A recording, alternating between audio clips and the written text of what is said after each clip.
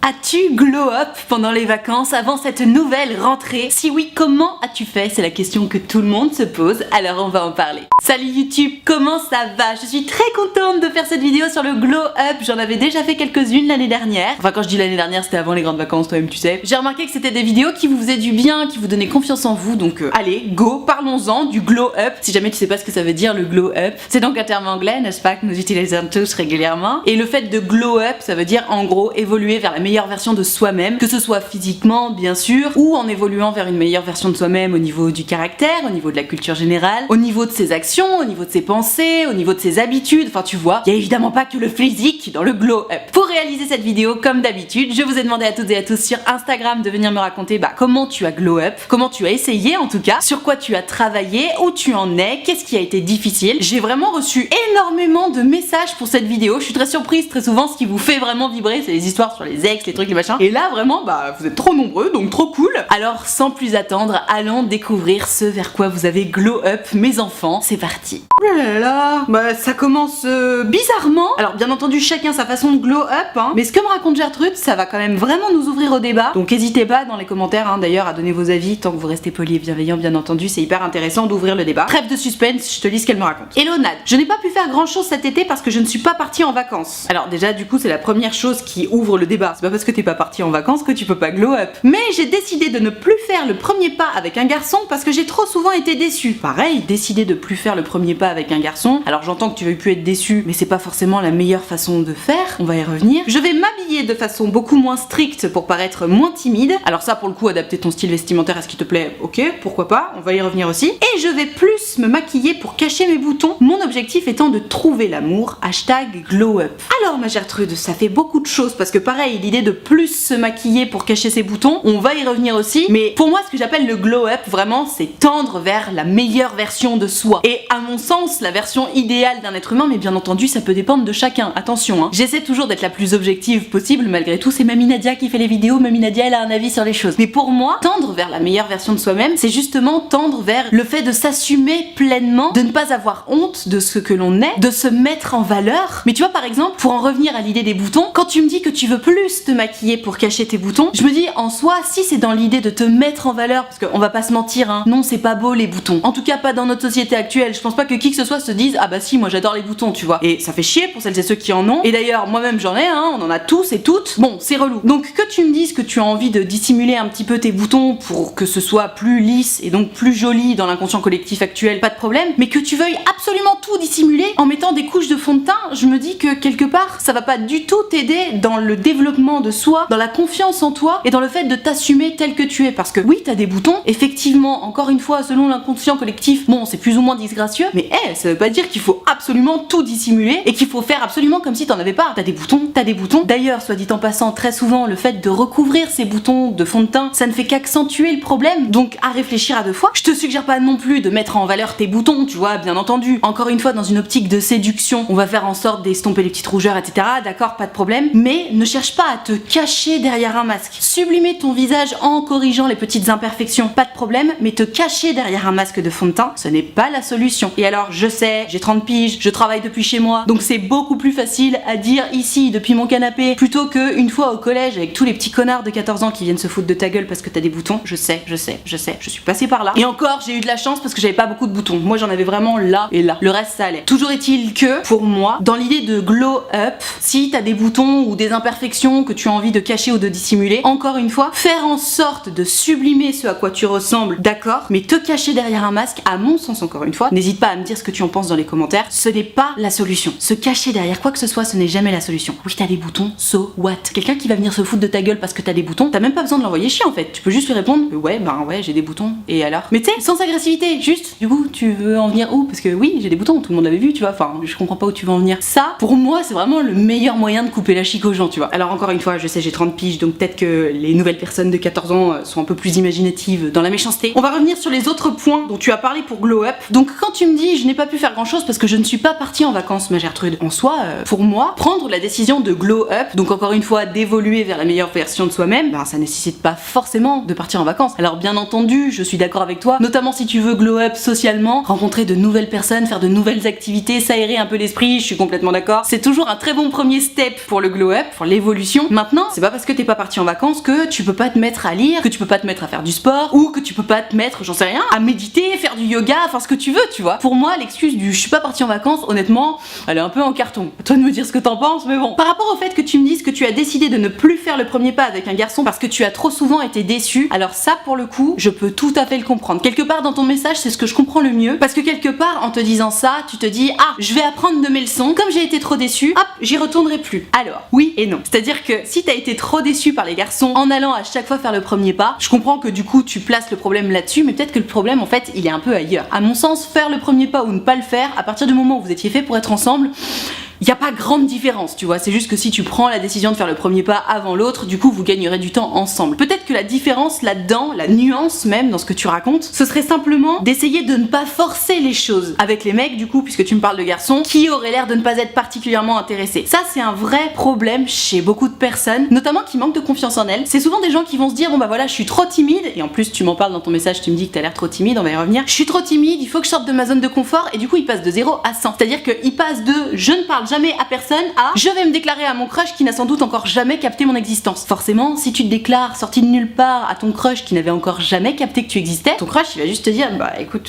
c'est trop bizarre, pourquoi t'es love de moi, je te connais pas, on s'est jamais parlé, trop bizarre. Donc peut-être que c'est ta façon de faire qu'il faut revoir, j'en sais rien, hein, je fais des suppositions, n'est-ce pas? Je ne te connais pas ma Gertrude, si ça se trouve t'as tout bien fait dans les règles de l'art et t'as juste pas eu de chance, auquel cas ça arrive. Tout ça pour dire que l'idée de se dire je ne ferai plus jamais le premier pas parce que j'ai trop souffert, je le comprends, et quelque part si ça peut te faire du bien pendant un temps, eh bien n'hésite pas à le faire, mais je suis assez convaincue que ce n'est pas la solution à ton souci. Si tu as été déçu par les garçons envers qui tu as fait le premier pas, peut-être que c'est que tu n'as pas suffisamment ouvert les yeux avant sur certains red flags, notamment sur le fait qu'ils ne s'intéressaient pas suffisamment à toi, ou alors qu'ils se jouaient de toi, parce que malheureusement les gens sont cruels, certains jouent avec le cœur des gens, pas forcément par vice hein, d'ailleurs. Malheureusement et heureusement quelque part, quand on est dans l'adolescence, on fait ces expériences sociales, et parfois on fait des expériences qui font mal à l'autre sans s'en rendre compte. Mais voilà, peut-être que t'intéresser aux red flags que tu n'as pas vu, parce que bon, en principe il y a quand même dû y en avoir certains où tu t'es dit ah c'est pas grave, je suis trop love, on avance, ce qui fait que derrière tu t'es pris une bâche, tu vois. À toi de voir, à méditer, ma Gertrude, de toute façon tu fais en fonction de ta sensibilité. Et pour terminer, je m'attarde vraiment sur cette question, mais elle passe en revue tellement de points différents, je trouve ça trop intéressant. Quand tu me dis que tu comptes t'habiller de façon moins stricte pour paraître moins timide, si tu veux mon avis, hein, franc, net et précis, ce ne sont pas tes vêtements qui vont déterminer ce dont tu as l'air. C'est-à-dire que tu peux bien t'habiller de façon excentrique, si tu te tiens toute recroquevillée, que tu regardes par terre et que tu parles avec une toute petite voix comme ça, t'auras beau être habillé en orange fluo, les gens vont penser que tu es timide. De la même façon, tu peux très bien t'habiller avec un petit col Claudine, des manches jusque là, des chaussures bien plates, surtout jamais de décolleté et jamais de short. Si ta personnalité est extravertie, si tu parles fort et distinctement, si tu regardes les gens droit dans les yeux, si tu es avenant ou avenante, si tu es souriant ou souriante, les gens ne vont jamais penser que tu es timide. Donc bien entendu, habille-toi comme ça te fait plaisir. Ce qui compte le plus, c'est que tu te sentes à l'aise dans tes vêtements. C'est ça qui va te faire prendre confiance en toi. Typiquement, si jusqu'à maintenant tu mettais des mini-jupes et que t'étais pas du tout à l'aise avec la mini-jupe, bah c'est normal que tu aies l'air plus inconfortable dans ta mini-jupe et donc moins à l'aise. Donc je sais pas si la bonne idée c'est de mettre des vêtements moins stricts, d'ailleurs je sais pas du tout comment tu t'habilles pour avoir l'air moins timide. Ce qui est sûr c'est que si tu veux avoir l'air bien dans tes pompes, il faut impérativement que tu mettes des vêtements que tu assumes à fond, dans lesquels tu te sens bien, confortable, à l'aise, qui soient pas trop serrés, pas trop courts à ton goût, qui te ressemblent en fait, tout simplement. Et c'est là que tu vas pouvoir te sentir à l'aise et c'est là que tu vas pouvoir te développer le plus possible. Je m'arrête là pour cette histoire de Gertrude par rapport au glow up et on passe à la suivante.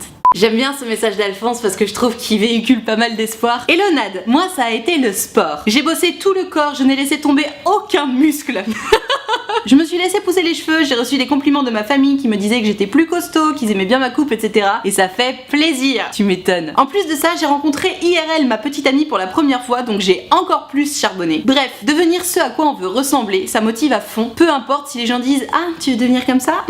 Drôle. Hashtag glow up. Et bah merci pour ce message d'espoir, mon Alphonse. J'ai l'impression que pour réussir à mener à bien tout ce glow up, tu avais une vraie motivation dans la tête. Vu que tu me racontes que tu as enfin rencontré ta petite amie en vrai, j'imagine que tu avais cette motivation là de te dire oh là là mais je veux trop être au top physiquement pour ma petite amie, et du coup tu t'es vraiment donné les moyens. Bravo, parce que si c'était ce que tu voulais et que t'es en train d'y arriver, ben trop cool. Devenir la meilleure version de soi-même, ça fonctionne aussi physiquement, y a pas que l'intellect et le mental. Donc rien que pour ça, bravo, parce que ça nécessite un effort journalier, quotidien. Et c'est ça que beaucoup de gens ont du mal à comprendre. Tu sais, très souvent les gens me disent ah là là mais j'aimerais trop glow up. Alors ils utilisent pas forcément le mot glow up, mais tu sais très souvent les gens me disent ah mais j'aimerais être plus ceci, plus cela. cela, moins comme ceci, moins comme cela. Et je leur dis bah vas-y, commence à bosser là-dessus, tu vois. Aujourd'hui est le premier jour du reste de ta vie, go. Malheureusement, ce qui manque à beaucoup de personnes, c'est la motivation au quotidien, c'est de se dire ok, j'ai fait cet effort là aujourd'hui, je le referai demain et après-demain et tous les jours suivants. Parce que comme pour n'importe quel travail à long terme, il me semble, les effets, tu les vois au bout d'un certain temps. Non, c'est pas parce que à partir d'aujourd'hui t'as décidé que t'allais faire du sport que ça va se voir demain, ni après-demain, ni la semaine prochaine. Non, faire du sport, c'est un travail quotidien ou au moins hebdomadaire et ça porte ses fruits au bout d'un certain temps. Je sais de quoi je parle, moi-même je me suis mise au sport. C'est la grossesse, je me suis dit allez vas-y, tu peux pas te laisser aller comme ça. Du coup je fais de l'elliptique, il paraît que c'est hyper bon pendant la grossesse. Bref, donc merci pour ce message d'espoir mon Alphonse. Bravo pour ce travail que tu as réalisé sur toi-même. J'espère que tu continueras comme ça. Et on passe à l'histoire suivante. Oh là là là là là là, mais quel beau message.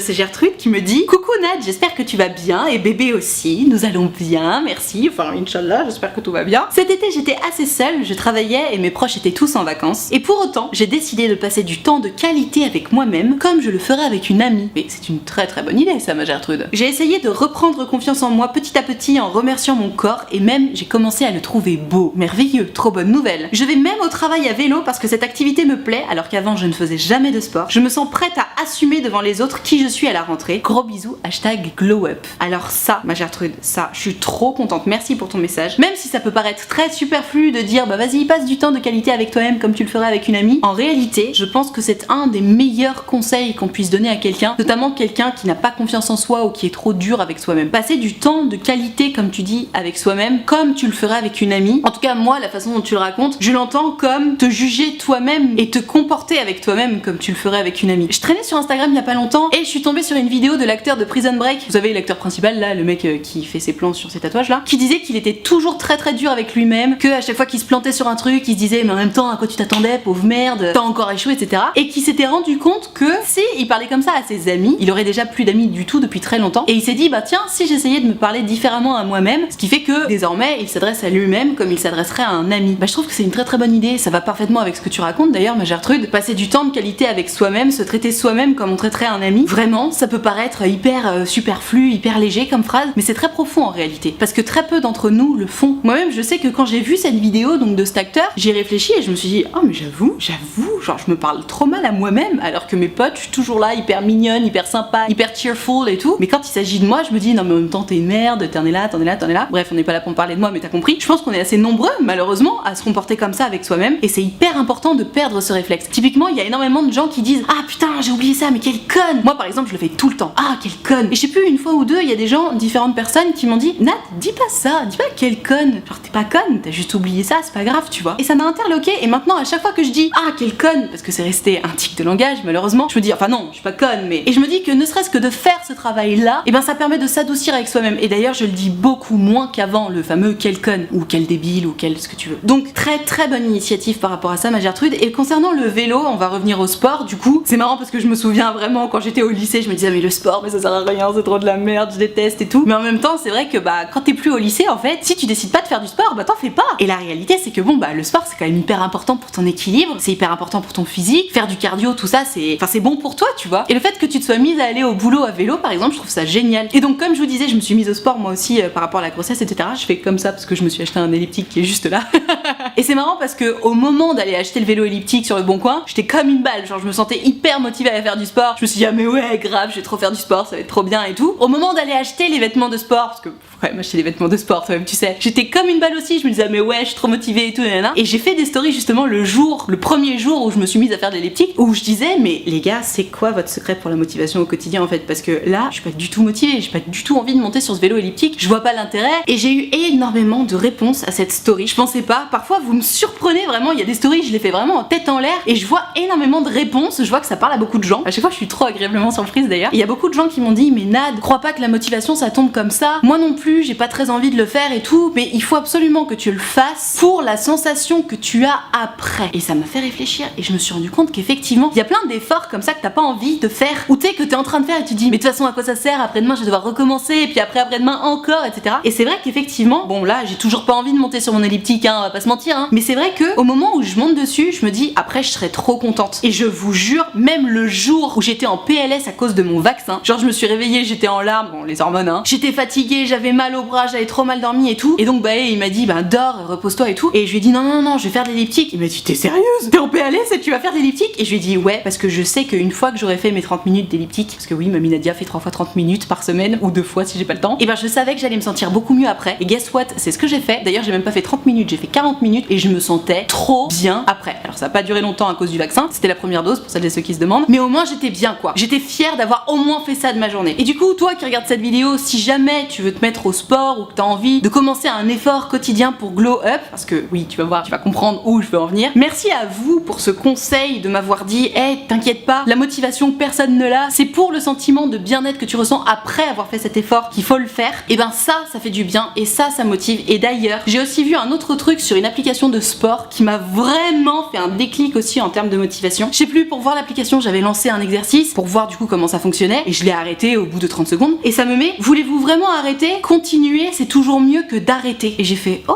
j'avoue. De la même façon que sur Instagram, j'avais vu, je sais plus quoi, si t'es en train de péter un plomb sur la bouffe, s'arrêter au bout de 5 gâteaux, c'est mieux que de s'arrêter au bout de 10 gâteaux. Et genre j'ai fait, mais oui, en fait. Tu sais, il y a pas de foutu pour foutu, vas-y j'arrête, ou foutu pour foutu, bah vas-y je me laisse aller. En réalité, il y a toujours quelque chose qui est mieux que l'autre. Et du coup, je sais plus, je me souviens d'un jour où il y avait mes copines à la maison, je me suis dit, bah vas-y, je vais pas faire mon sport de toute façon. Et en fait, il était 9h du matin, j'étais vraiment réveillée, elles étaient encore endormies, je savais qu'elles allaient se lever vers 11h, et je me suis dit, vas-y, tu sais quoi, fais 20 minutes, ce sera toujours mieux que rien. Et j'ai fait mes 20 minutes, et effectivement, j'étais trop contente d'avoir trouvé cette motivation là. En fait, si tu veux glow up, ça y est, c'est le grand conseil de Mamie Nadia. Si tu veux glow up dans quelque chose qui n'est pas ta tasse de thé, et typiquement on peut prendre l'exemple du sport et moi, parce que vraiment je peux te dire que ça fait deux, j'aime pas le sport, ça a jamais été mon truc et honnêtement je doute que ce soit vraiment mon truc un jour. Mais si tu veux glow up dans un domaine dans lequel t'as toujours un peu des difficultés, je te conseille vraiment d'avoir ces deux choses là à l'esprit. Dis-toi qu'une fois que t'auras fait cet effort, tu seras fier de toi, tu seras beaucoup plus fier de toi que si tu ne l'avais pas fait, et surtout le faire même un peu, même la moitié, même un dixième de ce que t'avais prévu, c'est toujours mieux que de ne rien faire. La phrase c'est toujours mieux que de ne rien faire, je te jure, moi elle m'a ouvert un monde mais parallèle. Donc j'espère que ça t'aidera. Et on passe à l'histoire suivante parce que cette réponse était beaucoup trop longue. C'est hyper intéressant ce que nous raconte Gertrude. Cet été, elle a pris le temps de se documenter par rapport aux sujets qui touchent au féminisme, à la sexualité, pour justement elle avoir un petit peu plus d'aplomb dans ses conversations, pour se sentir peut-être même mieux. Je te lis ce qu'elle raconte, tu vas voir, c'est hyper intéressant. Hello Nadia, j'espère que tu vas bien ainsi que le petit bout de chou que tu attends. Eh bien, nous allons très bien, merci beaucoup. Cet été, je me suis séparée et j'en ai profité pour commencer à m'informer vraiment sur certains sujets féministes. Oui, les séparations, c'est souvent un très bon premier step pour le glow up, le mal pour le bien, toi-même, tu sais. Je me suis intéressée par exemple aux relations hommes-femmes au sein des couples, aux inégalités, aux rapports de dépendance, les manipulations. Je fais ça parce que ce sont des sujets qui m'intéressent vraiment et ça me permet d'encore mieux me préparer pour une future relation. Alors là-dessus, je suis complètement d'accord, on va y revenir, mais une fois que tu t'es intéressé à tous ces sujets-là, bizarrement, tu te sens beaucoup plus légitime à faire valoir ton point de vue, ce que tu veux et ce que tu ne veux pas sur ce point précisément, on va y revenir. Je travaille également beaucoup sur des questions liées à la sexualité pour que la mienne soit plus épanouie. Je vois un sexologue depuis le mois de mai et je me suis abonnée à des comptes Instagram qui proposent également des meet-up afin de parler de sujets liés à la sexualité avec plein de gens que je ne connais pas. Hashtag glow up. Alors moi j'adore ce que tu racontes ma Gertrude parce que bon, désolée pour cette rupture mais quelque part j'ai l'impression que ça a vraiment été la première marche vers un nouveau toi, enfin une nouvelle toi d'ailleurs, trop cool pour toi, trop bonne nouvelle. Et le fait effectivement de s'intéresser à des sujets qui nous ont toujours plus ou moins intéressés mais tu sais pas trop pourquoi, tu t'es jamais lancé vraiment là-dedans parce que c'était une trop grosse montagne, t'avais pas le temps ou pas la motivation ou quoi. Là ça y est, tu t'es lancé et je pense que c'est pas anodin, tu sors d'une rupture et hop comme par hasard tu t'intéresses aux relations hommes-femmes, aux rapports d'inégalité, etc. Je me demande si elle a été bien saine cette relation, donc quelque chose me dit que c'est plutôt une bonne chose que vous ne soyez plus ensemble. Et j'aime beaucoup tout ce travail de documentalisation, je vais y arriver, que tu fais par rapport à tout ça parce que j'ai l'impression que vu que tu as vécu ça, tu te remets un petit peu en question sur ce qui était normal, sur ce qui n'était pas normal, sur ton comportement, sur celui de ton ex. Et du coup le fait de trouver des informations par rapport à tout ça, peut-être que tu te rends compte un petit peu de la réalité des choses, peut-être que ça te fait du bien, je le souhaite. Et c'est super, pareil le fait que tu prennes rendez-vous avec un sexologue pour discuter de ta sexualité, pour te sentir mieux par rapport à tout ça, mais trop bien, tu te donnes les moyens de tes ambitions et bravo parce que tout le monde ne fait pas ça. Pareil, aller à des meet-up organisés par des comptes Instagram pour parler avec des gens que tu ne connais pas de sujets aussi intimes que la sexualité, franchement, chapeau. Chapeau parce que déjà juste aller à un meet-up avec des gens que tu connais pas, c'est pas facile, même si t'es accompagné de tes copines ou quoi, hein. C'est pas facile d'aller comme ça à une réunion avec des gens que tu connais pas, encore moins pour discuter de sujets aussi intimes, aussi engagés, parce que j'imagine qu'au-delà de la sexualité, vous allez aussi parler du féminisme, etc. Donc vraiment, bravo parce que j'ai le sentiment que tu te prends en main sur toute une partie de ta vie vie et de tes convictions que tu avais laissées de côté jusqu'à maintenant, sans doute parce que ça n'allait pas vraiment avec la réalité que tu étais en train de vivre avec ton ex, donc encore une fois, m'en débarras si c'était le cas. Et bravo pour tout ça. C'est une vraie façon de s'enrichir, de glow up pour le coup, parce que plus tu vas t'enrichir sur ce sujet-là, plus tu vas te sentir légitime encore une fois à dire ce que tu penses, à faire valoir ce que tu veux, ce que tu ne veux pas, le respect de toi-même, le respect des autres aussi. Donc trop cool, trop bien, trop bonne idée. Voilà, je vais m'arrêter là pour cette vidéo sur le glow up avant la rentrée. Merci d'avoir été aussi nombreux à réagir. J'ai pris que 4 histoires je crois, mais je parle tellement. Je peux pas prendre les histoires de tout le monde, mais j'ai l'impression quand même qu'on a pu passer en revue des spectres très différents et très variés de glow up. Donc merci à tous pour avoir participé à cette vidéo. Si ça t'a plu, si ça t'a intéressé, tu peux me mettre un pouce bleu, ça me fera très plaisir. Tu peux aussi t'abonner à cette chaîne YouTube, ça me fera encore plus plaisir. Si tu aimes les notifications d'ailleurs, tu peux cliquer sur la cloche, ça te fera une notification à chaque fois que je sors une vidéo. Si jamais, c'est tous les lundis, mercredis et vendredis à 18 h tant que je n'ai pas ce baby. Après, on fera comme on peut. Pour pouvoir participer aux prochaines vidéos, tu l'auras compris, c'est sur Instagram que ça se passe, donc tu n'as qu'à venir me suivre et surtout il faut que tu regardes mes stories parce que c'est dans mes stories que je précise à quel moment je suis en train de préparer une vidéo et c'est à ce moment-là qu'il faut m'envoyer ton histoire par message privé ou dans la boîte à questions. Donc je t'attends dès à présent sur Instagram. Et alors si t'es pas très branché Instagram mais que t'as quand même envie de discuter avec moi en privé et en direct de ton histoire d'amour, d'amitié, de confiance en toi, de ce que tu veux, figure-toi que c'est possible. J'ai créé un site internet qui s'appelle utilefutile.fr sur lequel tu peux prendre rendez-vous avec moi. Tu peux choisir de prendre un rendez-vous de 20 minutes ou de 45 minutes et tu peux choisir de me raconter tout ça à l'écrit, au téléphone ou en visio selon ce que tu préfères, selon ce qui te met le plus à l'aise parce que c'est important de se sentir à l'aise. En tout cas, si t'as envie de prendre rendez-vous avec moi mais que t'oses pas trop, que tu te tâtes, etc. Surtout, n'aie pas peur, je ne mords pas, je suis évidemment très gentille, très tolérante et bienveillante, ça fait partie de mon travail. Et surtout, c'est toujours un grand plaisir pour moi de vous avoir en rendez-vous, donc tu n'hésites pas. Utilefutile.fr, le lien est dans la barre de description. Je te rappelle également que l'option de souscription payante à ma chaîne YouTube est activée, ce sont les abonnés de Diamant, tu le sais depuis le temps, ils sont là pour me soutenir. C'est la raison pour laquelle il y a une cotisation de 5 € par mois, ou plus, d'ailleurs si tu veux que tu peux, n'hésite pas. Et moi, pour les remercier de tout ce soutien, je leur ai créé un groupe Facebook dans lequel on discute tous ensemble, je leur fais régulièrement des lives Facebook exclusifs rien que pour eux. Et tu l'auras compris, tout le monde est très gentil, très accueillant, très bienveillant, donc pareil, surtout si t'as envie de venir les rejoindre mais que t'oses pas ou quoi que ce soit, surtout tu n'hésites pas, tu seras forcément bien accueilli puisque c'est la règle d'or des abonnés de Diamant. Tout ceci étant dit, merci infiniment d'avoir suivi cette vidéo en entier et moi en attendant la prochaine vidéo, je te fais des très gros bisous. Ciao.